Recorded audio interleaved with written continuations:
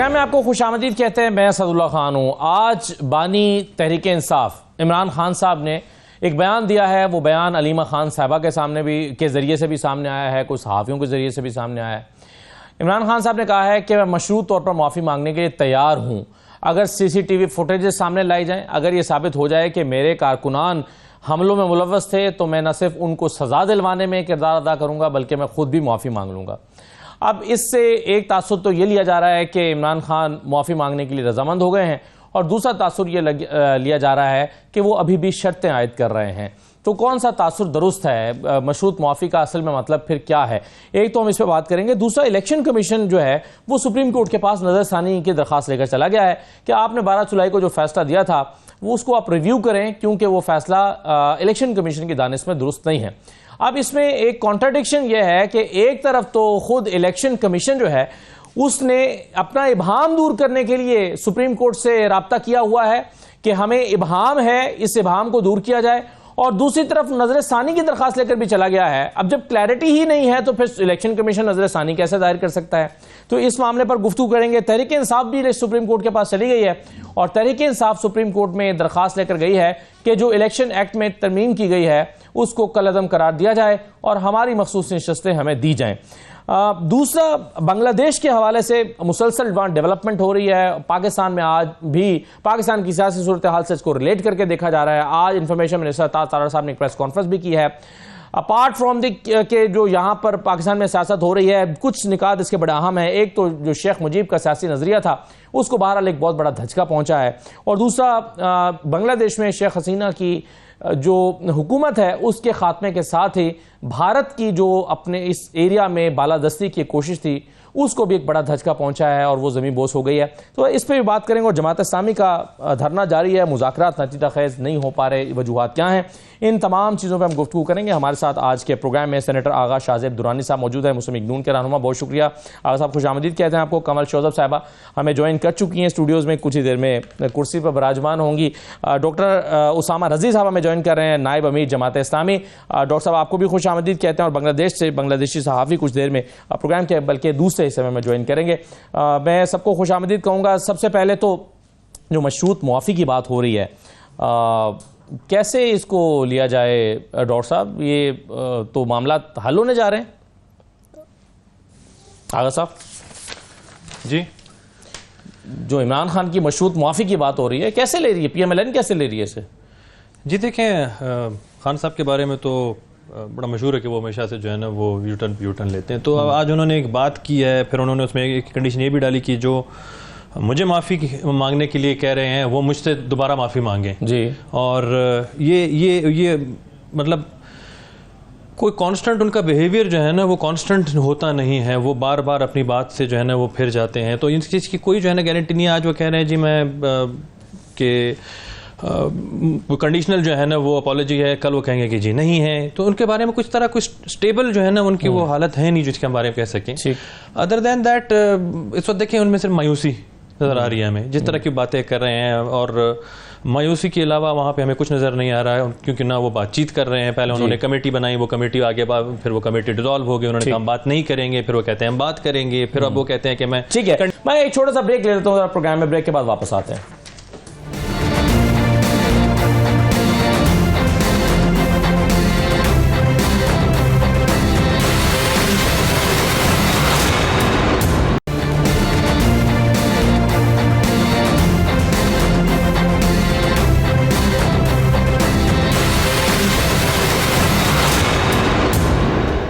Break के बाद आपको दोबारा खुशामदीद कहते हैं। कमल शोजा साहब ने हमें ज्वाइन कर लिया है। मशरूत आमादगी जाहिर की है उन्होंने मुआफ़ी मांगने के लिए, क्या मामला है? जी बिस्मिल्लाह, thank you very much Asad.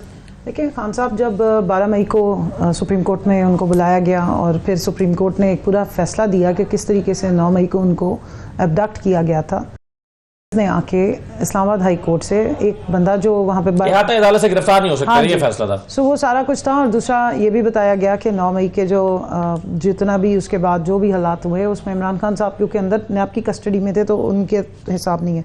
उस दिन से लेके आज तक आप उनके बयानात देखिए, वो एक ही बयान दे रहे हैं, वो बार बार कहते हैं। और अभी कुछ अर्सा पहले मैं भी मिलने गई थी तो हमने भी बाहर आके उन्हीं के कहने पे सवाल पूछा कि CCTV फुटेजेस कहाँ हैं? इतने बड़ी बड़ी जगहों की, इतनी बड़ी बड़ी इमारत हैं जिसमें GHQ मौजूद है, जिसमें आप जिन्ना हाउस की बात करते हैं, वो सारे मामला जो हुए या जो भी आप इल्ज़ामात लगाए जा रहे हैं, कभी इंतशारी टोला कहा जाता है, कभी कुछ कहा जाता है, तो वो CCTV फुटेज प्रोड्यूस करना जो है वो जिम्मेदारी होती है और उसको छुपाना जो है वो एक क्राइम कंसिडर होता है।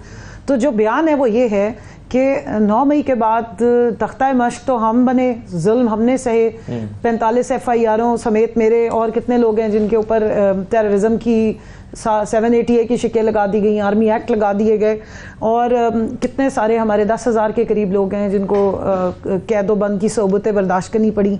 102 फैमिलीज़ हैं वो मिलिट्री कोर्ट सफ़र कर रही हैं और ट्रायल्स जो हैं वो कभी ओपन नहीं हो पा रहे हैं। सो जो भी किसी का अगर हिसाब किताब करना है तो एक प्रॉपर इंक्वायरी होनी चाहिए थी, एक प्रॉपर तरीके से CCTV फुटेजेस प्रोड्यूस करनी चाहिए थी, जुडिशल कमीशन बना दे, सुप्रीम कोर्ट के अंडर करे। हमने तो पहले दिन खान साहब ने आके ये मुतालबा किया और आज तक वो उसी मुतालबे पे कायम है। उन्होंने ये कहा है, आप कह रहे हैं कि कोई नई बात नहीं की, उन्होंने बिल्कुल कोई नई बात नहीं की, वो आज भी वही मुतालबा करते हैं। वो यही कह रहे हैं कि मजलूम हम हैं, हमारे से मारे भी हमें पड़ी है, माफ़ी भी हम मांगे।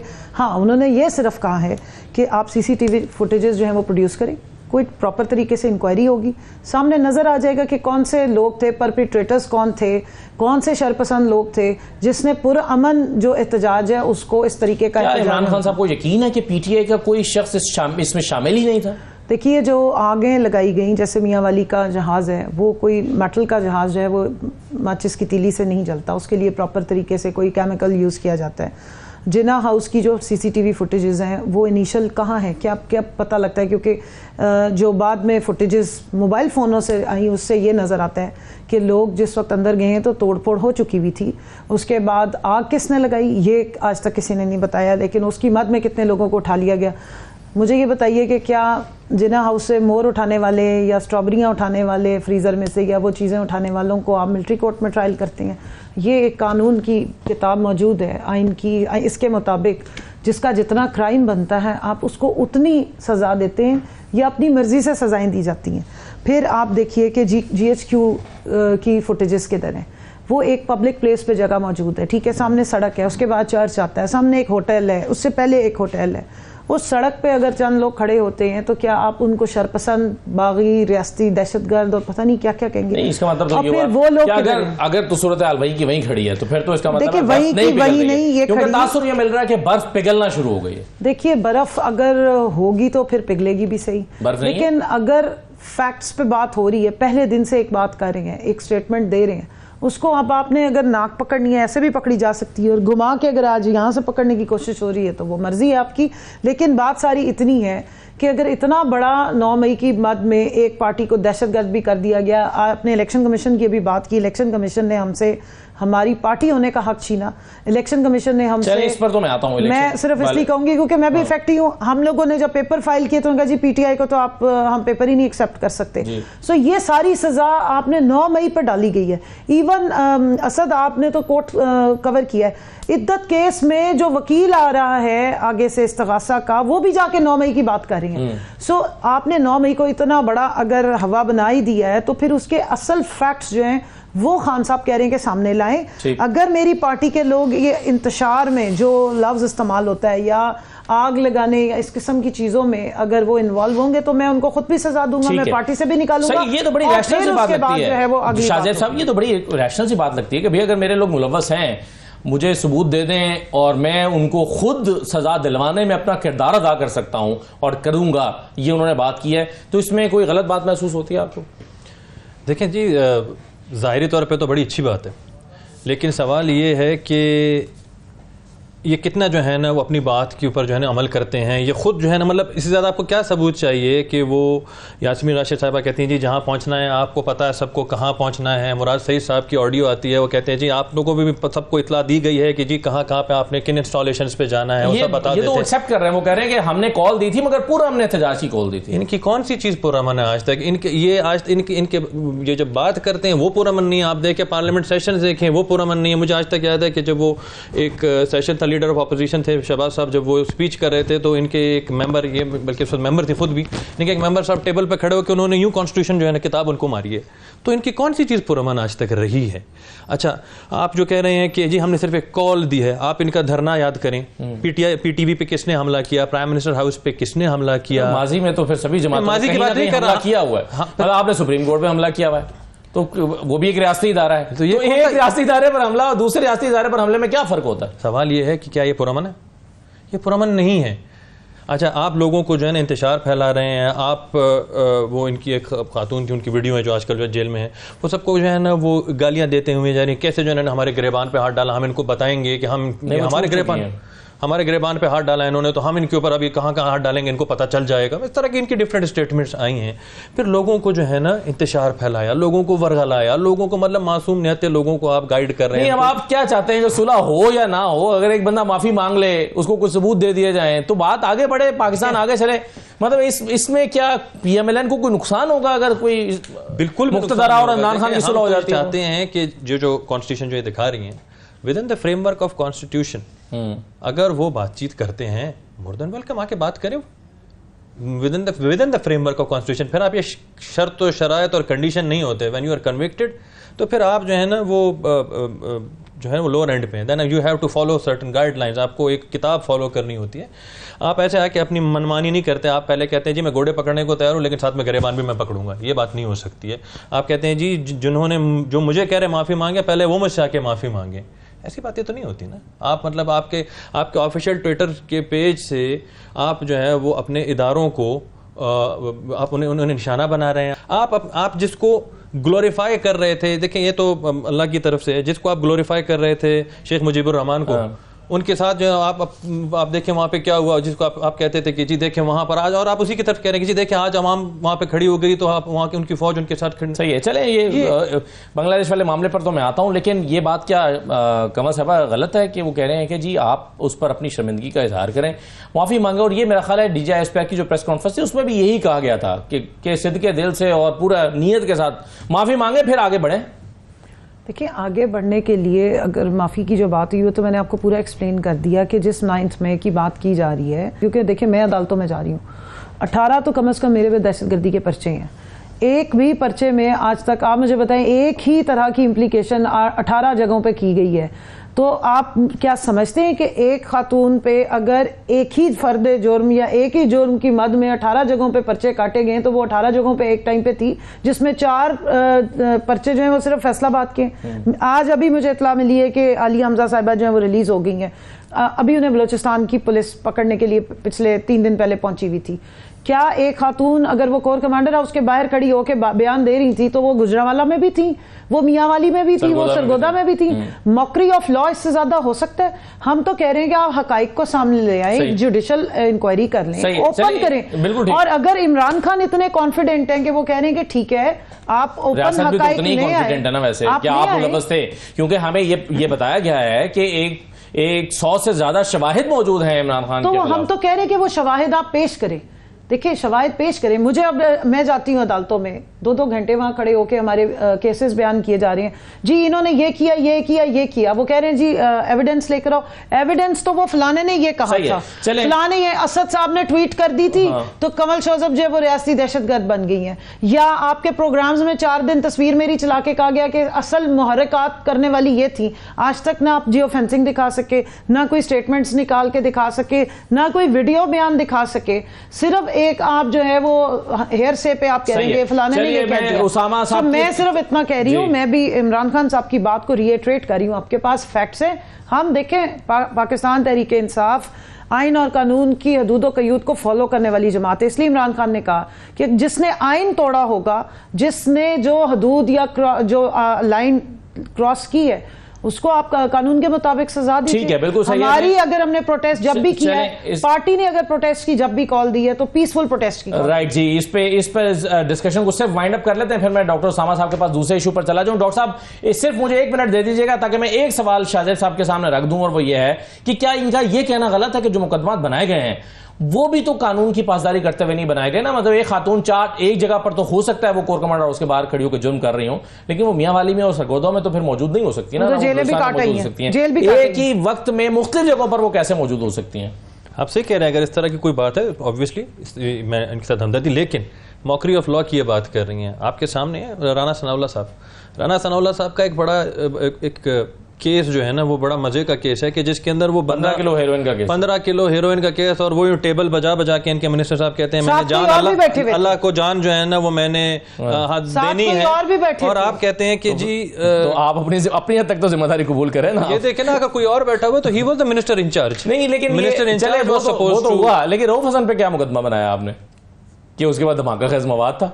इनका मीडिया कोऑर्डिनेटर अहमद जंजुआ के खिलाफ क्या मुकदमा बनाया कि वो शॉपर में धमाका खेज मवाद लेकर जा रहा था? तो मुनशियात लेकर जाना और धमाका खेज मवाद लेकर जाना क्या फर्क है इसमें, जो ये कर रहे थे और जो आप कर रहे हैं? जी देखिए, two wrong doesn't make a right. चले ठीक है, बस ये आपका जवाब इसमें आ गया। मुझे डॉक्टर उसामा साहब अगले मौजू की तरफ बढ़ जाते हैं। आप गुफ्तगू कर रहे थे, मुज़ाकरात हो रहे हैं, आप जिस नहज पर आ गए हैं, बहुत पूरे पाकिस्तान की उम्मीदें आपने अपने साथ जोड़ ली हैं, और यही अवाम का असल मसला है कि वो 40-50 हज़ार रुपए का बिल, जब एक शख्स की तनख्वाह 30,000 हो, वो 40,000 का बिल नहीं दे सकता।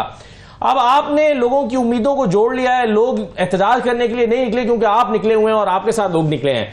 क्या हो रहा है? कितने मुतालबात आपके माने जा चुके हैं और कितने मुतालबात माने जाने पर आप धरना खत्म करेंगे? देखिए, मैंने पहले भी आपके सामने ये बात अर्ज की है कि मुतालबात बड़े बड़े तो वो हैं कि जो आवाम से मुताल्लिक़ हैं, जिसमें आवाम की ज़िंदगियों को जो है इस वक्त बिल्कुल जो है वो नाकाबिले बर्दाश्त बना दिया है। उसमें स्लैब का मसला है जो सैलरीड पर्सनस के ऊपर लगाया गया है, और आम लोगों के ऊपर बिजली के बिलों में जो स्लैब सिस्टम लगाया गया है। उसके साथ ही जो है IPPs का इशू है, जिसमें हज़ारों अरब रुपए जो है वो चंद लोगों की जेब में जा रहे हैं और पूरी कौम जो है वो उसका नुकसान और उसका खमियाजा भुगत रही है। माफ कीजिएगा। तो ये जो बड़े इश्यूज हैं, इसके ऊपर हमारी बातचीत हुई है। उन्होंने तो 100% इससे में मीटिंग में इत्तेफाक किया है, और मैं समझता हूँ कि उनका ये इत्तेफाक जमात इस्लामी के साथ नहीं है, ये अवाम का मसला है, 25 करोड़ लोगों का मसला है। हुकूमत की जिम्मेदारी थी कि वो आज खुद इसको एड्रेस करती। जमात इस्लामी बीच में आई है, उसने स्ट्रगल की है, उन्होंने पहले मरहले पे तो इसको पुरतशद्दुद तरीके से धकेलने की उस रास्ते पे कोशिश की। हमने अपनी हिकमत अमली से उसको नाकाम बनाया। वो जो कहते हैं ना कि लगा तो लाए हैं उनको यहाँ तक बातों बातों में, और खुल जाएंगे 2-4 मुलाकातों में, तो हम उनको बिलाखिर तशद्दुद से मुज़ाकरात की मेज़ पर लेकर आए हैं। मुज़ाकरात की मेज़ से मुतालबात की मंजूरी तक लेकर गए हैं। इस वक्त हमारा चौथा सेशन हो रहा है। हमने उनसे ये कहा है कि आप तहरीरी तौर पे जितनी चीज़ों पे हम इत्तेफाक कर रहे हैं, और 100% इत्तेफाक है तकरीबन, जमात इस्लामी ने कोई एक मुतालबा भी ऐसा नहीं किया है कि जो हुकूमत पर या इस वक्त जो भी हमारी माशी और सियासी सूरत हाल है उसको डिस्टर्ब करे। हम कम से कम सहूलत के हुसूल के लिए कम से कम रिलीफ के ऊपर इस वक्त खड़े हैं। हम कोई हायर साइड की डिमांड ही नहीं कर रहे हैं कि जिससे कोई चीज़ ख़राब हो। हम कह रहे हैं कम से कम रिलीफ की तरफ आइए, आवाम को इस बहरान से निकालिए। इस वक्त लोगों की सूरत हाल ये है कि लोग इस महीने अपने जेवर वो कम से कम शर्त क्या होगी जो आप मान के हमने ये भी कहा है कि हम कम से कम रिलीफ क्या मांग रहे हैं? हम ये जो स्लैब सिस्टम इन्होंने नया लगाया है ये खत्म होना चाहिए। ये जो सैलरीड पर्सन्स के ऊपर इन्होंने मजीद टैक्सेस लगाए हैं ये खत्म होना चाहिए। ये जो हजारों अरब रुपए IPPs की तरफ जा रहे हैं वो वापस होने चाहिए, और उसका जो रिफ्लेक्शन है वो बिजली के बिलों पे आना चाहिए। यानी जिस तनासुब से वो पैसे IPPs के वापस आएँ वो कहीं और ना जाएं, वो सिर्फ आवाम को रिलीफ देने के ऊपर बिजली के बिलों पर खर्च हों। तो ये इसके ऊपर हम इत्तेफाक की तरफ चले गए।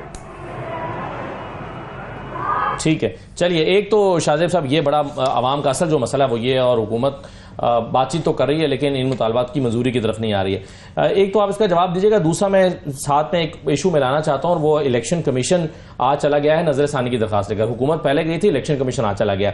आप अपनी इलेक्शन कमीशन ने जो नजरसानी की दरखास्त रखी है उसके जो सीधा पॉइंट्स है जरा वो रख दें ताकि उस पर हम गुफ्तगू कर सकें। इस दरखास्त में कहा गया है कि इलेक्शन कमीशन ने किसी कानूनी और अदालती फैसले की गलत तशरीह नहीं की। मिस इंटरप्रिटेशन जो हम कह रहे थे हुई है नहीं हुई। फिर वो इलेक्शन कमीशन ने कहा कि 39 अरकान की हद तक तो हमने फैसला नाफिज कर दिया है। तहरीक इंसाफ केस में पार्टी ही नहीं थी। हालांकि यहाँ कंवल साहबा बैठी हैं, ये कहते हैं हम पार्टी बन के वहां पर अदालत में सलमान राजा साहब के थ्रू मौजूद थे। फिर कहा गया है इस दरखास्त में कि सुप्रीम कोर्ट आइन के आर्टिकल 218 में मुदाखलत ही नहीं कर सकती। इस दरखास्त में यह भी कहा गया है कि अदालत ने बज़ाहिर फर्ज कर लिया है कि इलेक्शन जीतने वाले 80 आजाद उम्मीदवारों में से 41 का आजाद रहना अपनी मर्जी से नहीं था। अदालत ने इन्हें इजाले के लिए मौका फराहम किया है कि वो रेट्रोस्पेक्टिवली पार्टी से वाबस्तगी का ऐलान करें। फिर इस दरखास्त में कहा गया है कि 12 जुलाई के फैसले में जारी करदा हिदायत आइन के कुछ आर्टिकल्स, कवानीन और रूल्स को रिलैक्स करके एक वाहिद सियासी जमात को फेवर करती हैं और इसीलिए कहा गया है कि 12 जुलाई का फैसला वापस लिया जाए, यह इस्तदा की गई है। अब इसमें शाहजेब साहब, मेरा बुनियादी सवाल आपसे यह है कि एक तो इलेक्शन कमीशन को इब्हाम है और वो चैम्बर अपील में भी गए हैं कि जी आप वाजे करेंगे 41 लोग हैं, इनका हम क्या करें, हमें समझ नहीं आ रही आपके फैसले की। जब इब्हाम है तो इलेक्शन कमीशन फिर नजरसानी कैसे दायर कर सकता है? पहले तो उसे फिर अपना इब्हाम दूर करना चाहिए, फिर ही नजरसानी करनी चाहिए। आप सही कह रहे हैं, लेकिन इसमें आपको कुछ क्लैरिटी, इस इशू को बिला वजह जो है ना कन्फ्यूजन की तरफ ले जाया जा रहा है। देखिए, पहले आपको आया वो शॉर्ट ऑर्डर आया, ऑब्वियसली एंड डिटेल ऑर्डर अभी आना है, तो इसकी वजह से उसमें अभाम इसलिए है कि जी जिस तरह उन्होंने एक आउट ऑफ द वे जाके इंटरप्रिटेशन कर दी कोर्ट की, उसकी सॉरी जो आपकी आइन है। अच्छा, और आप रीराइट नहीं कर सकते आइन को, आइन आपका कॉन्स्टिट्यूशन बहुत क्लियर है। आपकी राय ना कि रीराइट किया है इलेक्शन, सुप्रीम कोर्ट तो नहीं कह रहा कि हमने रीराइट किया। सुप्रीम कोर्ट भले ना कहे, लेकिन बीइंग पार्लियामेंट जो है ना उसका, देखिए पार्लियामेंट का क्या रोल है, वो आइन या कोई भी लेजिस्लेशन वो करती है। वेयर सुप्रीम कोर्ट का काम क्या है कि वो उसको सिर्फ इंटरप्रेट कर सके, ठीक, उसको रीराइट करना या उससे बाहर निकलना या किसी तरह से पास है कि वो ये इंटरप्रेट करे कि सुप्रीम कोर्ट ने रीराइट कर दिया इनको। ये इंटरप्रिटेशन भी तो किसी ने देनी है ना। क्या पार्लियामेंटेरियंस के पास ये इख्तियार मौजूद है कि सुप्रीम कोर्ट के फैसले पर ये फैसला सादिर कर दें कि ये तो रीराइट हो गया है आइन? मतलब आप अगर आइन से बाहर जाएंगे और आइन से बाहर जाके आप कोई ऐसे फैसले देंगे या कोई इस तरह की बात करेंगे या इस तरह की रिलीफ देंगे जो कि मांगी ही नहीं गई थी, और आपके आइन के देखते हो तो बहुत ही क्लियर है कि अगर कोई भी फैसला which is contradicted to constitution और any clause of the constitution, तो वो वैसे ही आपकी जो है ना वो अल्ट्रावायरस हो जाती है, सीधी सी बात है। अब आपने यहाँ पे बात की कि इलेक्शन कमीशन की, देखिए इलेक्शन कमीशन जो है वो इसको ज़रा क्लियरली देखते हैं। लेकिन इसमें ये जो नुक्ता है, इस दरखास्त में भी कहा गया है कि पाकिस्तान तहरीक इंसाफ तो उसमें फरीक ही नहीं थी, तो ये फरीक नहीं बैठी हुई है, ये तो खुद मौजूद थी। मजे के बाद मैं आपको ये बात बताऊं, इन्हीं के लॉयर थे सलमान अकरम राजा साहब, जब उनसे जब पूछा गया सुप्रीम कोर्ट में कि आप पीटीआई की नुमाइंदगी कर रहे हैं या एसआईसी की, तो उन्होंने वहां पे खड़े होकर भरे अदालत में कहा मैं एसआईसी की कर रहा हूं। वो फैसल सिद्दीकी थे एसआईसी, मुझे मेरा नाम लिया, मैं अदालतों में मौजूद रहता, मैं वहां मौजूद थी। चले आपने ये बता दिया फैसल सिद्दीकी, फैसल सिद्दीकी थे। ये चीफ जस्टिस कहा करते थे कि फैसल सिद्दीकी साहब आप तहरीक इंसाफ की बात ना करें, आप सुन्नी इत्तेहाद काउंसिल के नुमाइंदे हैं, सिर्फ सुन्नी इत्तेहाद काउंसिल की बात जी, सुन्नी इत्तेहाद क्या। अच्छा, पहली बात तो आगे की जी सुन्नी इत्तेहाद काउंसिल। अच्छा, दूसरी बात ये कि वहां पे आप खुद देखिए, इनमें हमने बड़ा कंफ्यूजन क्रिएट की। 4 तरह के इनमें कैटेगरी के लोग थे। एक वो थे जिनकी टिकट इशू हुआ था और उन्होंने अपनी नॉमिनेशन पे भी जो है ना वो लिख दिया था कि आई बिलोंग टू पीटीआई जी। फिर वो लोग थे जिन्होंने कुछ नहीं लिखा था। फिर वो लोग थे जिन्होंने सिर्फ पीटीआई का नाम लिखा था, साथ में सर्टिफिकेट उन्होंने नहीं लगाया, ठीक। और चौथी कैटेगरी वो थी जिन्होंने इंडिपेंडेंट लिख दिया था, ठीक। तो जब एक बंद जो बाकी 3 है एज पर द लॉ वो इंडिपेंडेंट कंसिडर होंगे, ऐसे ही है, तो उनको तो आपने वैसे ही इंडिपेंडेंट हैं, आप कैसे उनसे दोबारा कह सकते हैं कि आप एक दफ़ा फिर से आप उनको एक विंडो ऑफ अपॉर्चुनिटी दे रहे हैं कि आप फिर से अपनी जो है ना वो बताएं कि आपकी एफिलिएशन कहाँ पर है। मतलब आप किसी के लिए क्यों इतना फेवर कर रहे हैं, क्यों इतना एक नरम गोशा रख रहे हैं कि एक दफ़ा वो लिख के दे रहे हैं बयान हल्फी कि जी हम एक सर्टेन पार्टी से ताल्लुक़ रखते हैं, तो आप क्यों उन्हें जो है ना इस तरह की एक अपॉर्चुनिटी दे रहे हैं, ठीक। पहली बात तो ये। दूसरी बात आप ये जो आपने बताया 4 तरह के लोग हैं, इब्हाम है, और इलेक्शन कमीशन को भी इब्हाम है, तो पहले ये इब्हाम दूर नहीं होना चाहिए नजरसानी दायर करने से पहले तो इब्हाम दूर हो, क्लैरिटी हो, फिर ही आप जाएंगे ना सुप्रीम कोर्ट के पास। लेकिन देखिए, आप इब्हाम क्लियर करते करते क्या उसको इंप्लीमेंट कर देंगे? आप इंप्लीमेंट भी तो नहीं कर सकते ना उसको। और आप अगर एक चीज के इब्हाम की तरफ जा रहे हैं, अगर इब्हाम दूर करते हुए इंप्लीमेंट नहीं कर सकते, और अगर इब्हाम की मौजूदगी में आप इंप्लीमेंट कर दें, फिर इसीलिए तो आप जो है वो लेजिस्लेशन आप फिर पार्लियामेंट की तरफ आते हैं और फिर आप एक नजरसानी भी दायर करते हैं कि जी क्लियर करें आप अपना डिसीजन जो है ना। सही है कमल साहब, एक बात जो शाहजेब साहब नहीं कर रहे, वैसे वो कर सकते थे, और वो ये है कि जब सलमान राजा साहब से अदालत ने पूछा था कि आप अपने लिए चाहते हैं ये मखसूस नशस्तें या सुन्नी इत्तेहाद काउंसिल के लिए चाहते हैं? उन्होंने कहा नहीं, हम सुन्नी इत्तेहाद काउंसिल के लिए चाहते हैं। यानी ये कहना तो उनका दुरुस्त है कि सलमान राजा अपने लिए तो मांग ही नहीं रहे थे। मैं इसकी तरफ इशारा कर रहा था जो आपको बता रहा अच्छा, था। अब मैं इनकी 2-3 चीज़ें, और आपने जो सारा मामला उठाया, क्योंकि मैं क्लियर कर दूं यहाँ के कि जिस वक्त मेरी पटिशन की बात हुई थी, पहले SIC को सुना गया था और सलमान अकरम राजा को फर्स्ट डे उन्होंने कहा था अच्छा हम आपको बाद में सुन लेंगे, आप किसको रिप्रेजेंट कर रहे हैं? उन्होंने कहा जी मैं रिप्रेजेंट कर रहा हूँ कमल शौजब को, जो पाकिस्तान तहरीक इंसाफ विमेन विंग की प्रेसिडेंट है, और वो इसमें एग्रीव्ड पार्टी हैं, एग्रीव्ड हैं, क्योंकि मेरा नाम PTI की तरफ से, मेरा और आलिया हमजा का नाम, हमारी जो 104 सेक्शन जिसमें उन्होंने अमेंडमेंट करके ये पक्का किया है कि जी लाजमी जाना चाहिए था, वो हमने 24 दिसंबर से पहले इलेक्शन कमीशन के सामने PTI की जो लिस्ट थी वो पेश कर दी थी। ठीक। और उन्होंने PTI की लिस्ट पंजाब की सिर्फ हद तक इलेक्शन कमीशन ने, बाकी तीनों सूबों में एक्सेप्ट भी की, स्क्रूटनी की डेट दी और हमारी स्क्रूटनियां भी हुई हैं खवातीन की। सिर्फ हमारी पंजाब की लिस्ट एक्सेप्ट इसलिए नहीं की क्योंकि आप PTI हैं और PTI से बल्ला छीन लिया गया, इसलिए हम आपसे लिस्ट नहीं लेंगे, जिस पे हमने इलेक्शन कमीशन में जाके एप्लीकेशन दर्ज की कि हमें आपने इस राइट से क्यों महरूम कर दिया। और 2 दफा हमने उनके खिलाफ जो है वो रिट पिटीशन में गए हुए, वो सारा रिकॉर्ड हमने पेश कर दिया है अदालत में। ठीक, लेकिन लिस्ट तो पहले जमा होनी थी, ये फैसला तो सुप्रीम कोर्ट का 13 जनवरी को आया था। उससे पहले जब शॉर्ट ऑर्डर आया ना पेशावर में जब हुआ, तो उस वक्त ही इलेक्शन कमीशन हमारे खिलाफ पार्टी बन गया था कि हम आपकी लिस्ट नहीं कि हम आपसे लिस्ट भी नहीं लेंगे क्योंकि आपका तो बल्ला छीन गया। अब यहां से आके आप इनकी बदनीयती देखेंगे, इलेक्शन कमीशन डे 1 से कह रहा है कि PTI की तो हम लिस्ट भी नहीं लेना चाहते, और हम राइट हैं इस वक्त, हमारा ये सारा कुछ रिकॉर्ड पे मौजूद है। ठीक, ये इलेक्शन कमीशन पंजाब वालों ने हमारे साथ सलूक किया था, सो वो सारा रिकॉर्ड हम ऑलरेडी सुप्रीम कोर्ट में पेश कर चुके हैं और हम एज ए ग्रीव्ड पार्टी गए हैं PTI। दूसरी बात ये है कि जो अब ये बात आप सारी ये करेंगे जी एक पार्टी को फेवर दे रही है, तो आप इलेक्शन कमीशन तो एक पार्टी के अगेंस्ट पार्टी बना रहा है, सबसे ज्यादा तो आपने उस पार्टी को डिप्राइव किया है, उसके उम्मीदवार आपके पास बार बार आते रहे, इनसे पूछे कि आपने क्या जो PTI के मेंबरान अपने सर्टिफिकेट्स लेकर आए थे, 4 हमने अपने पेपर्स जमा कराए थे, आपने PTI वाले पेपर्स हमारे जमा किए थे उस टाइम, आप तो हमें रिजेक्ट कर रहे थे। यहीं से आप बयान देख लें कि वो हमारी रिजर्व सीट लेने के लिए तैयार नहीं थे बतौर PTI, they were not ready to acknowledge. वो कह रहे हैं जी हमने तो उस फैसले की इंटरप्रिटेशन गलत की, आपने इंटरप्रिटेशन वही की जो आपको जेल में कहना तो दुरुस्त होगा ना कि तहरीक इंसाफ इस स्टेज पर ये नहीं चाहती थी कि मखसूस नशस्तें तहरीक इंसाफ को मिले, वो तो चाहती थी कि बस सुन्नी इत्तेहाद काउंसिल को मिल जाए। ये बात तो ठीक है ना, वो कॉन्स्टिट्यूशनल अरेंजमेंट की जब इलेक्शन कमीशन ने हमें रिफ्यूज किया कि आप PTI के तौर पे तो असेंबली में भी नहीं है, आप PTI के तौर पे इलेक्शन भी नहीं लड़ सकते, लेकिन जब हमारी पटिशन गई है और सेक्शन 1 जो आर्टिकल 187 के तहत जब उसको वहां पर पूरी सवालात हुए, तो वहां सवाल ये पूछा गया कि क्या एक पार्टी से उसका पार्टी होने का राइट भी छीन लिया गया बल्ला छीनने से। तो जो डिसीजन किया गया 13 जनवरी को, जिसका रिव्यू भी चल रहा है, उस पर काजी फैज ईसा साहब ने यह बयान दिया कि ये हमारी दी हुई जजमेंट को इलेक्शन कमीशन गलत इंटरप्रेट करे। आज इलेक्शन कमीशन कह रहे नहीं, हम तो बिल्कुल सही इंटरप्रेट करें। मैं आपको एविडेंस दे रही हूं कि 24 दिसंबर कट ऑफ डेट पे हम जाके अपनी लिस्ट जमा करा रहे हैं, सिर्फ पंजाब की हद तक, बाकी सारी जमा हो गई। उन्होंने हमारी खवातीन की स्क्रूटनी भी कर ली, वो कह रहे नहीं क्योंकि आपका वो बल्ले वाला मामला चल रहा है, बतौर PTI हम आपसे लिस्ट भी नहीं लेंगे। सो बदनीयती तो इलेक्शन कमीशन की अपनी थी, और मैं राइटफुली कहती हूं कि ये हमारे अगेंस्ट पार्टी बने।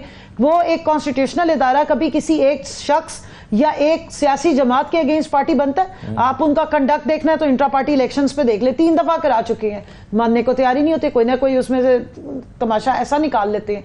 फिर जब हमारे उन दिनों ये तो खैर चीफ जस्टिस ने भी कई दफा कहा है, उन्होंने कहा कि जी आप इलेक्शन आपने ठीक नहीं कराया, इसमें और जहां तक ये इलेक्शन आपकी वजह से छीना गया, इलेक्शन एक्ट इन्होंने जो अमेंडमेंट की है, तो आप भी जानते हैं। ये अमेंडमेंट वाले पर मैं आ जाता हूं, मैं सिर्फ 2 जुमले, सिर्फ 2 जुमले ये हैं। पाकिस्तान में पार्लियामेंट से ऊपर भी आइन है, आइन सुप्रीम है, पार्लियामेंट भी उसके ताबे है और सारी अदालतें और बाकी इदारे भी उसके ताबे है। सुप्रीम कोर्ट के पास ये हक है कि वो ये बहरहाल बिल्कुल सही आपकी बहस है कि और क्या आखिरी बात ये कि आर्टिकल 51 डिस्कस हुआ इस पूरे केस में, 104 की बात नहीं, 104 इज इलेक्शन एक्ट, सुप्रीम आपका आइन है, आइन की आप एक शिक जो 51 आर्टिकल से 104 को मुतसादम कर रहे हैं, सही है, इसलिए ये गलत हुई। आज तो 12 इलेक्शन कमीशन ने यह मौके भी इख्तियार कर लिया है कि आइन का जो आर्टिकल 218 है जो इलेक्शन कमीशन की तश्कील और उसके इख्तियारात पे बात करता है, सुप्रीम कोर्ट उसमें इंटरवीन ही नहीं कर सकती। तो ये नुक्ता नजर भी वो लेके हैं अपनी, तो आर्टिकल 151 और 187 को फिर क्या करना है? उसकी तो वो 2 जजेस ने कहा खिलाफ वर्जी हुई। आज अता तारा साहब ने उसको दोहराया भी है कि देखिए 2 जजेस कह रहे हैं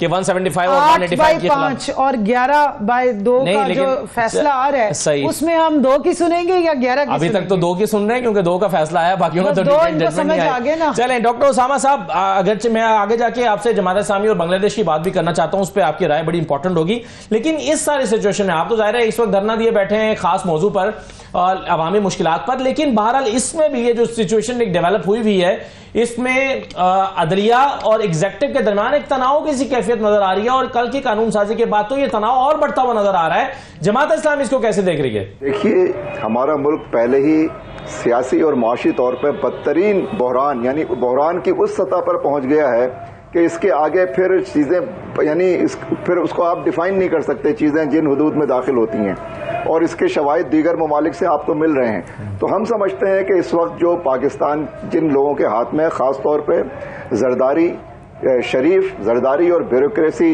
गठजोड़ ने जो है मुल्क को सियासी तौर पर इस वक्त नहायत गैर मुस्तहकम कर दिया है। मुल्क तबाह बर्बाद हो रहा है, अवाम खुदकशियाँ कर रहे हैं, करोड़ों इंसानों की जिंदगियों से खेला जा रहा है और इस मुल्क के सियासी अमल को एक बाजीचा अतफाल बना दिया गया है। इलेक्शन कमीशन की जो जिम्मेदारी है उसने सिर्फ यहाँ नहीं, आप और पीछे पिछले इलेक्शंस में चले जाएं, आप इससे पहले जो कराची का बल्दियाती इलेक्शन हुआ उस पर चले जाएं, 9 लाख वोट लेने वाला मेयर नहीं बन सका और 3 लाख वोट लेने वाला मेयर बना हुआ है कराची जैसे शहर का। कौन जिम्मेदार है इसका? आप जाके देखिए इलेक्शन कमीशन का रोल क्या है। इन्होंने इस मुल्क के साथ खिलवाड़ हो रहा है, ये नाकाबिल कबूल है और ये मुल्क तबाह बर्बाद करने पर लगे हुए हैं सिर्फ अपनी बालादस्ती के लिए।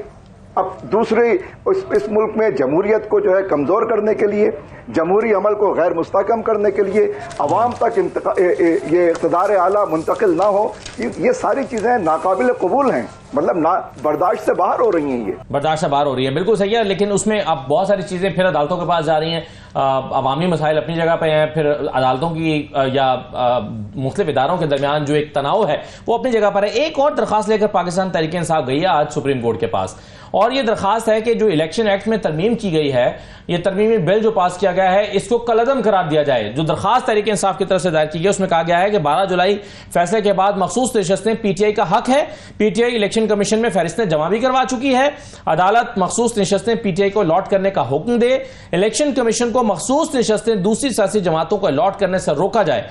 और इसमें दरखास्त की गई है कि इलेक्शन एक्ट तरमीमी बिल को कलअदम करार देने की इस्तदा की गई है कि ये हम इस्तदा करते हैं कि इसको कलअदम करार दिया जाए। अब इसमें शाहजेब साहब मसला यह है कि कोई भी अदालत अगर कोई भी फैसला दे तो ये तो फिर हर हुकूमत के पास एक ऑप्शन मौजूद होगा कि वो माजी के से नफाज करता हुआ कानून बनाए और उसकी इंप्लीमेंटेशन को रोक दे। ये इम्कान तो फिर हमेशा मौजूद रहेगा और ये तो आप एक नया रास्ता खोल रहे हैं सुप्रीम कोर्ट की किसी भी जजमेंट को इंप्लीमेंट ना करने का। ये आप सही कह रहे हैं कि जिस तरह जो है ना वो रास्ता, लेकिन अगर वो इंटरप्रिटेशन ही गलत हो, एक मिनट, इंटरप्रिटेशन गलत हो या वो आइन से तसादुम रखे तो उसके लिए तो फिर ऑब्वियसली जो ट्राइकोटोमी ऑफ पावर है उसमें जो आपकी लेजिस्लेटर और सुप्रीम है, राइट, तो वो उनकी ये उनकी आइन की इंटरप्रिटेशन किसकी जिम्मेदारी है? आइन की इंटरप्रिटेशन, सही इंटरप्रिटेशन या गलत इंटरप्रिटेशन, ये भी एक सवाल। सही इंटरप्रिटेशन सुप्रीम कोर्ट की। और क्या ये हुकूमत के पास भी इख्तियार मौजूद है कि वो उस पर अपनी जजमेंट दे सके कि ये इंटरप्रिटेशन सही है या गलत है? पार्लियामेंट के पास इख्तियार है कानून साजी का, ठीक। अगर कोई कानून आपके जो है वो गलत तरह से इंटरप्रेट हो तो उसको एलेबोरेट करना या पार्लियामेंट के पास इख्तियार है। दूसरी बात, यहाँ पे आपने बात की जो मैं आपको बता रहा था ना, कन्फ्यूजन, ये कन्फ्यूज्ड एक कल्ट है। अभी आपने खुद ही बात की कि जी सलमान अकरम राजा साहब की, तो सलमान अकरम राजा साहब ने तो वहाँ पे क्या उन्होंने क्या कहा, जी मैं तो SIC के लिए, इनके अपने चेयरमैन जो कि मतलब इलेक्शन के फ़ौरन के बाद, अगर आपको याद हो तो गौहर साहब ने और अली ज़फ़र साहब ने एक प्रेस कॉन्फ्रेंस, एक प्रेसर टाइप की थी जिसमें वो खड़े उनसे किसी सहाफ़ी ने यह सवाल पूछा कि ये ना SIC ने कोई सीट जीती है ना PTI ने कोई सीट जीती है, तो आपने SIC फिर आके क्यों ज्वाइन की? आप PTI भी तो ज्वाइन कर सकते थे। तो ये उनका बड़ा ये स्टेटमेंट था उनका, वो कहते हैं कि ये हमारी स्ट्रेटेजिक मूव थी। तो इनको खुद ही पता नहीं चलता ये कभी SIC ज्वाइनिंग को स्ट्रेटेजिक मूव कहते हैं, उसके बाद फिर SIC से हट के कहते हैं जी हमारा तो हक मारा गया, हमें तो PTI, हम तो PTI हैं। ये खुद ही कंफ्यूज हैं कि यार हम SIC हैं, हम PTI हैं, हम इंडिपेंडेंट हैं, ये इनके स्टेटमेंट्स हैं। तो इस कन्फ्यूजन में इस तरह के कन्फ्यूज जो एक कल्ट है, ये अपने डिसीजन नहीं ले सकते, इनको पता नहीं ये हुकूमत क्या चलाएंगी, इन्हें क्या पता होगा। आप इनके मतलब देख लें ये किस तरह का इनके जो है ना वो स्टेटमेंट रहेगा। ठीक है, बताएं हुकूमत तक तो इन्होंने हमें पहुंचा दी है ना। हुकूमत आप कैसे चलाएंगे? चाहे कल्ट कह रहे हैं या जो भी है, but I protest on this word cult. देखिए जी, जो इलेक्शंस हुए, अब तो आई थिंक इलेक्शन कमीशन का जो रोल था उसके अगेंस्ट जो इमरान खान साहब ने इस पूरे इलेक्शंस के लिए जो एक पटिशन डाली हुई, अगर वो उठा ली जाए और इंक्वायरी करके हकाइक सामने लाए जाएं। जिस वक्त ह्यूमन राइट्स की शदीद वायलेशन हो रही थी, जो अब आपको पता है पूरी दुनिया से, यूएन में, इधर उधर से आपको इतलात आ रही हैं, जिस तरह हमारे लोगों को उठाया जाता था, जिस तरह हमने छुप छुपा के अपने लॉयर्स के थ्रू पेपर्स भेजे, वो उठा लिए जाते थे, हमारे प्रपोजल सेकेंडर्स उठाए गए, हमारे पेपर्स को रिजेक्ट किया गया, हमने कोर्ट्स में से जाके पेपर्स आपकी कंफ्यूजन की वजह ये थी? हमारी कंफ्यूजन नहीं थी, वो राजा रियाज की प्रेडिक्शन थी जो उन्होंने अगस्त में पिछले साल की थी, और फरवरी में जो है वो इलेक्शन कमीशन ने मनोवन उसको पूरा किया था। और अगर काजी फाइज ईसा साहब की दी हुई स्टेटमेंट या जजमेंट को इलेक्शन कमीशन कह रहा है कि हमने तो सही इंटरप्रेट किया, वो खुद कह रहे हैं कि इन्होंने गलत इंटरप्रेट किया, मैंने तो किसी पार्टी से बुनियादी हक नहीं छीना था कि आप उसको वो जब वो पॉलिटिकल पार्टी मौजूद है तो उससे आप इलेक्शन लड़ने का ही इख्तियार छीन लें। तो पूछे फिर इलेक्शन कमीशन ऑफ पाकिस्तान से कि हमें फिर आपने जिस वक्त वो कद्दू टिंडे और मुझे रोलर कोस्टर जैसे निशानात दिए थे, तो पीटीआई ने जब आपसे मांग रहे थे, हम यहाँ अपने फॉर्म्स लेकर आते थे तो क्यों फाड़ के फेंक दिए जाते थे, क्यों हमें रिजेक्ट किया जाता था? सब कुछ छोड़े, मैंने आपको बता दिया कि ऑन रिकॉर्ड इलेक्शन कमीशन के अपने पास हमारी एप्लीकेशन मौजूद है, उसकी डायरी नंबर हुआ हुआ है, वो एप्लीकेशन चला देंगे। यहाँ पे पूछें कि बतौर पीटीआई आपने हमारी रिजर्व सीट उस वक्त उसकी लिस्ट को एक सिर्फ सूबे ने क्यों एक्सेप्ट करने से मना किया जब बाकी 3 ने कर ली थी? फिर जिस वक्त हुई है हाई कोर्ट में और जब ये जजमेंट आई है तो वो उन्होंने कहा जी अब तो वो फैसला ही खत्म हो गया क्योंकि दूसरा आ गया। अब वही कोर्ट 13 मेंबर बेंच जब बैठ रहे हैं और उनमें से मेजॉरिटी कह रही है कि एक पार्टी का आपने बुनियादी हक ही छीन लिया है, और इतना जुल्म सितम को आपने जो है वो उसको आप देखना ही नहीं चाह रहे। इलेक्शन कमीशन का रोल सामने नजर आ रहा है कि वो हमारे अगेंस्ट पार्टी बने रहे हैं, और वो वहां पर उनका वकील खड़ा होकर हंस रहा है, मजाक कर रहा है, जी इनका ये प्रॉब्लम, इनका ये। और उस वक्त जब हम एप्लीकेशंस दे रहे थे, वकील का आपके नाम के साथ भी तो मसला है ना, उनकी वो असल में फ्रांस से आए हुए हैं, आपके नाम की प्रोनाउंसिएशन बहुत कोशिश के बाद भी उनसे नहीं अदा हो पाया। अगर लेकिन बहरहाल इलेक्शन कमीशन को पता होना चाहिए, पिछले 6 साल से इलेक्शन कमीशन के साथ मेरा डायरेक्ट रब्ता है, मामलात हैं, मेरी उनके पास रिकॉर्ड मौजूद है, मैं उन्हीं की नोटिफिकेशंस और डी नोटिफिकेशंस भुगता रही हूँ, उनके दिए हुए केसेस भुगताती रही हूँ। कैसे हो सकता है कि उनके वकील को ना पता हो? लेकिन बहरहाल बात सारी इतनी है कि अगर एक आईनी इदारा किसी पार्टी के और फर्द के अगेंस्ट जाके पार्टी बन रहा है, और अब इस सारी तमाशे में पार्लियामेंट या असेंबली जो है वो एक्म्प्लिस का रोल प्ले करिए कि सुप्रीम कोर्ट का फैसला इंप्लीमेंट इसलिए नहीं होने देना कि क्योंकि पाकिस्तान तहरीक इंसाफ ही वाहिद जमात है जो एब्सोल्यूट एक मेजॉरिटी वाली जमात बन जाती है, तो उसको डिलेइंग टैक्टिक्स पे सिर्फ डाल रहे हैं। जो सुप्रीम कोर्ट का शॉर्ट ऑर्डर आया और अभी डिटेल आने से पहले इन्होंने रिव्यू फाइल कर दी है, तो वो जब आ जाएगा और जब पता लगेगा कि आइन का आर्टिकल 51 इस्टेब्लिश किया गया है या बाकी मामला जो हैं वो दिए गए हैं, उससे पहले ही वो जाके शोर मचा रहे हैं, तो वाज़ेह बदनीयती नजर आती है। चलिए एक छोटा सा ब्रेक लेते हैं। सवाल ये पैदा होता है कि बांग्लादेश की जो सूरत हाल है उस पर पाकिस्तान में क्यों सियासत हो रही है, प्रेस कॉन्फ्रेंसेज हो रही हैं, बयान दिए जा रहे हैं, सोशल मीडिया पर अपने अपने अंदाज में कमेंट किया जा रहा है। बांग्लादेश की सूरत हाल एक डिफरेंट डायनामिक्स पर हो सकती है, पाकिस्तान में उसको रिलेट क्यों किया जा रहा है और शेख मुजीब के बयानिए को इमरान खान के बयानिए के साथ मिला के क्यों देखा जा रहा है, इन तमाम चीज़ों में बात करते हैं एक ब्रेक के बाद। हमारे साथ रहिए।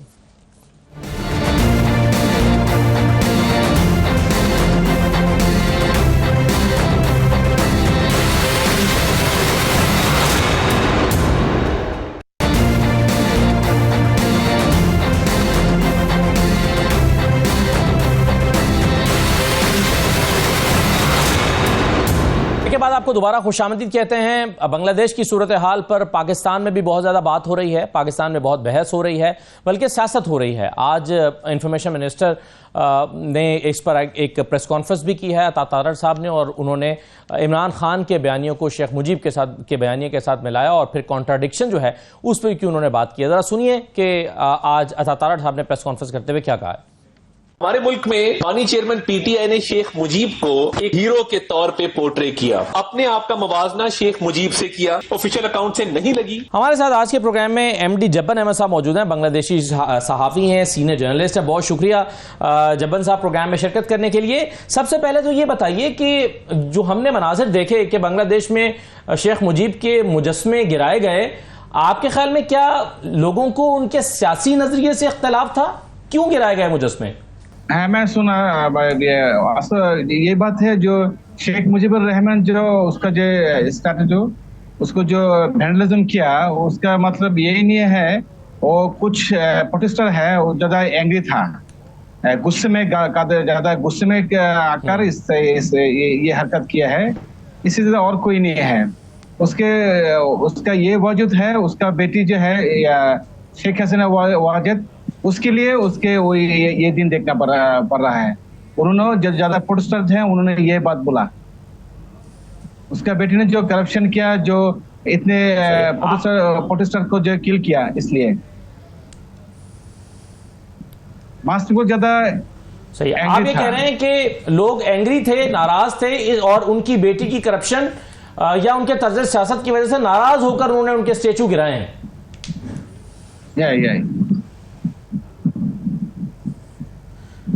अच्छा, एक चीज और बताइए सर कि इंडिया के हवाले से कहा जाता है कि इंडिया का बहुत असर और रसूख था, एक बड़ी बांग्लादेश के ऊपर एक इन्फ्लुएंस था उसका। आप ये क्या वहां पर लोग मानते हैं कि इंडिया के जेरे असर रहकर शेख हसीना जो हैं वो ये सब कुछ कर रही थी और अब इंडिया को एक धचका पहुंचा है? ये है जो इंडिया ज्यादा, मैं बोला वो ज्यादा भी गुस्से में है। इंडिया ने बोला जो किस तरह वो सरकार गिराया, किसने गिराया, उन्होंने ये बात कहा जो उसको जो आपका फॉरेन सेक्रेटरी एस जयशंकर, उन्होंने उसका जो ऑपोजिशन लीडर राहुल गांधी ने ये बात बोला जो इसके पीछे का उसका ये कारण है वो पाकिस्तान का हाथ है इधर में। जो मुझे ये मतलब है जो इन्वॉल्वमेंट है पाकिस्तान का, जो उसके सरकार जो गिराया इसमें पाकिस्तान का इन्वॉल्वमेंट में है, ये बोला इस जयशंकर ने। और तुझे आपको जो मेरे जो इंटरिम गवर्नमेंट का जो हेड है डॉक्टर यूनुस, वो अभी ऑन द वे है, वो अभी भी नहीं ढाका में नहीं आया है और टुमारो उसका वोट होगा। इसके बाद ये आपका हिंदुस्तान को जो एनडीटीवी है उन्होंने उसका एक्सक्लूसिव इंटरव्यू ले लिया। उन्होंने ये बताया जी आपको जो मुझे क्वेश्चन किया है जो शेख मुजीबुर रहमान का स्टैटू किस लिए वैंडलिज्म किया जी, उन्होंने बोला वो सिर्फ मैं जो बात बार आपको मैं बोल रहा हूँ सेम। उन्होंने बोला जो हसीना वाजिद वो उन्होंने जो उनका जो सरकार जो करप्शन जो उसका जो इसके लिए ज्यादा पीपल एंग्री था, इसलिए ये हुआ। ठीक है, करप्शन और डिक्टेटरशिप और फिर दूसरे मसाइल भी थे। बिल्कुल सही, जब्बार साहब साथ ही रहिएगा, आप हमारे साथ रहिएगा। डॉक्टर उसामा अली साहब, वहां पर सियासी पाबंदियां भी थी, जमाते इस्लामी भी 13 साल से पाबंदी की जद में थे, गिरफ्तारियां भी बहुत सारी कारकुनों की हुई हैं। आप ये बताइए कि बांग्लादेश की सूरत हाल को ये पाकिस्तान की सूरत हाल से रिलेट करके अपने अपने एंगल्स के साथ क्यों देखा जा रहा है और आप लोग कैसे देखते हैं इसे? जी, बहुत इम्पॉर्टेंट है ये बात कि बांग्लादेश की सूरत हाल का सही तज्जिया हमारे सामने आना चाहिए। मैं इस सिलसिले में 2 बातें अर्ज़ करूंगा आपकी खिदमत में। पहली चीज़ यह है कि बंगाल के अवाम को खराज तहसीन पेश करना चाहिए कि उन्होंने किसी की भी आमरीत को कभी भी कबूल नहीं किया। जब भी उनके ऊपर जबर किया गया, आप इनकी हिस्ट्री देखें, इन्होंने जब अंग्रेज़ों ने यहाँ पर कब्जा किया तो बंगाल रेजिमेंट थी जिसने जो है बगावत की, ना पंजाब रेजिमेंट ने कभी बगावत की, ना बलोच रेजिमेंट ने बगावत की, ना सिंध रेजिमेंट ने बगावत की। ये बंगाल रेजिमेंट थी जिसने 1 दफ़ा नहीं 2 दफ़ा अंग्रेज़ों के खिलाफ बगावत की थी और उसके बाद उन्होंने बंगाल रेजिमेंट ही ख़त्म कर दी। उसके बाद जब यहाँ पे पाकिस्तान के ब्यूरोक्रेसी ने और मार्शल लॉ ने उनके ऊपर अपना जबर मुसल्लत किया, उन्होंने इनको मुस्तरद कर दिया। ये वो लोग हैं जिन्होंने पाकिस्तान बनाया था, ये वो लोग हैं जिन्होंने मुस्लिम लीग बनाई थी, ये बड़े सियासी तौर पे बड़े मेच्योर लोग हैं, इनको सलाह, इनसे सियासत सीखनी चाहिए अगर कोई सीखने की सलाहियत रखता है। और इस वक्त भी इन्होंने उस पार्टी की आमरीयत को, कि जिसने बांग्लादेश बनाया, जिसकी क़यादत में बांग्लादेश बना, जब उसने अपनी आमरीयत वहां पर मुसल्लत की, जब भारत को साम्राज्य के तौर पर वहां पर मुसल्लत किया, पूरी कौम ने बहैसियत मजमूई उसके ऊपर रिएक्ट किया। लिहाजा मेरी दूसरी बात यह है कि वहां पे इस वक्त जितनी भी पॉपुलर पार्टीज हैं वो सब वहाँ पॉलिटिकली बहुत मैच्योर हैं। जमात इस्लामी हो, ये जो मुस्लिम लीग है वहाँ की, इनकी जो जनरल साहब की बेगम है जिनका वो हो, या वहाँ पे लेफ्ट के पुराने लोग हों और लिबरल्स हों, ये एक ब्रॉड बेस अलायंस है, एक तरह का एक ब्रॉड बेस प्लेटफॉर्म है जिसके ऊपर सब मुश्तरका तौर पर इन्होंने इस जबर को उठाकर फेंक दिया है और उसके मुजस्समे भी गिरा दिए हैं। और जब भी कौमें, आज़ाद कौमें इसी तरह बिहेव करती हैं। आपको याद होगी ये बात कि रूस में भी सोशलिज्म के खिलाफ वहाँ के अवाम उठे थे और उन्होंने लेनिन के मुजस्समे गिरा दिए थे। ये तो पाकिस्तान है जिसको कुछ ताकतवर लोग के हाथ में एक मुल्क लग गया है और उन्होंने तय किया हुआ कि अपने मुल्क के लोगों को गुलाम बना के रखना है। तो सही है, लोगों ने लोग इतना नाराज थे मौजूदा हुकूमत की पॉलिसी से कि उन्होंने शेख हसीना की नाराजी में शेख मुजीब के मुजस्समे गिराए। लेकिन इसमें एक चीज बड़ी, शाहजेब साहब, बड़ी इंपॉर्टेंट है, और वो ये है कि जब आप ये प्रेस कॉन्फ्रेंस करके पॉलिटिकल पॉइंट स्कोरिंग सारी सिचुएशन में कर रहे हैं और ये कह रहे हैं कि देखिए इमरान खान ने तो शेख मुजीब को हीरो बनाकर पेश किया था और आज देखो उसके मुजस्समे गिराए जा रहे हैं, तो वो हीरो कोई नहीं था, आज तो लोग उससे नाराज हैं, तो भाई आप अपने आप को क्यों रिलेट कर रहे हैं। लेकिन यही बातें तो नवाज शरीफ साहब भी करते रहे हैं। उनका इस नुक्ता नजर पर तो नवाज शरीफ और इमरान खान का एक ही मौक़िफ़ रहा है हमेशा। यहाँ पे मैं आपसे थोड़ा इख्तिलाफ करूंगा जी। मियाँ साहब जब उनकी बात की मुजीबुर रहमान की, तो वो उनके पॉलिटिकल नज़रिए की बात कर रहे थे। आपने जो वो शॉर्ट भी चलाए तो वो यही कह रहे थे कि जी उनको मेजॉरिटी थी तो उनको मेजॉरिटी नहीं दी गई, और तो यही इमरान खान के, एक मिनट में आ रहा हूँ उसमें, उनको नहीं दी गई और वो जो है ना वो हीरो थे हमारे। पॉलिटिकल नज़रिया उनका बड़ा पॉजिटिव रोल था टुवर्ड्स जब आपके पाकिस्तान, जब वो मूवमेंट भी चल रही थी उसमें भी उनका बड़ा पॉजिटिव रोल रहा। बट हम जो आपको कह रहे हैं कि जिस तरह वो एक दफ़ा बनने के बाद उनका एक डिक्टोरियल माइंड सेट आया, फिर उसके बाद अगर आपको याद हो जब मूवमेंट चल रही थी तो मूवमेंट में उन्होंने अपनी वहाँ की जो फौज थी उसको वर्गलाया, आप लोगों को वर्गलाया कि ये अपनी फौज को मारो, ये आपके खिलाफ, ये आपके जुल्म कर रहे हैं, ये वो जो वेंडलिज्म थी, वो जो उन्होंने वहाँ पे प्रोटेस्ट शुरू करवाए, उसके बाद फिर उनकी बेटी आई, फिर वो डिक्टेटर माइंड सेट, फिर वो करप्शन। तो हम तो ये कह रहे हैं कि